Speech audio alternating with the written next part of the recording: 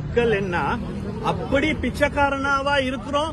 இந்த லியோனிட பேச்ச கேட்டு அது ஊடாக அதை பார்க்க போறவங்க காசு எடுத்து தெல்லிப்பள்ளையில மாஜன கல்லூரிய வழி நடத்துறதுக்கு அவ்வளவு கேவலமாவா தெல்லிப்பள்ளையில வாழ்றான். யாழ்ப்பாணம் வடமாகாணம் உலகத்திலேயே பணக்காரன் அதிகமா வாழும் தமிழர்கள் அதிகமான பணக்காரன் வாழ்றது தெல்லிப்பள்ளையில. அந்த தெல்லிப்பள்ளை மாஜன கல்லூரியில படிச்ச பழைய மாணவர்கள் தான் உலகம் முழுக்க தமிழர்கள் பணக்கார தமிழர்களா இருக்கிறாங்க. அந்த தமிழர்கள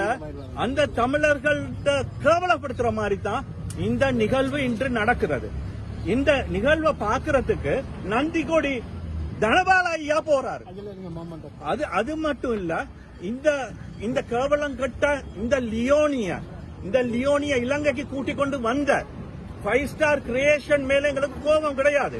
ஆனா அந்த 5 ஸ்டார் கிரியேஷன் போன்ற அமைப்புகள் அந்த அமைப்புக்கு கொடுக்கிற அனுசரணை கொடுக்கிற அட்வர்டைஸ் கொடுக்கிற அனைவருமே சிந்திக்க வேண்டிய காலம். அவங்க எல்லாருமே யோசிக்கணும்.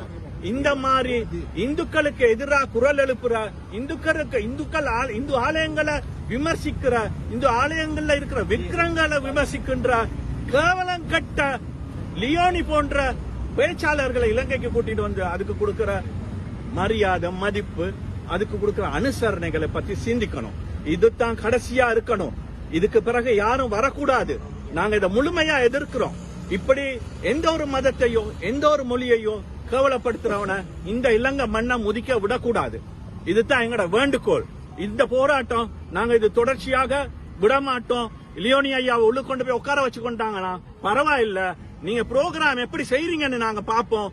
நாங்க சவாலா நிப்போம். உங்களுக்கு உங்களோட பேரும் பதவியும்? என் பேர் ராஜு பாஸ்கரன். எனக்கு ஒரு பதவியும் இல்ல. நான் இந்து ஆர்வலர், இந்து பக்தன். இந்துக்காக ஏதாவது ஒரு பிரச்சனை நடக்குமா இருந்தா அது எந்த இடத்துலயும் நான் போய் நிப்பேன், முன்னுக்கு நிப்பேன். என் பேர் ராஜு பாஸ்கரன்.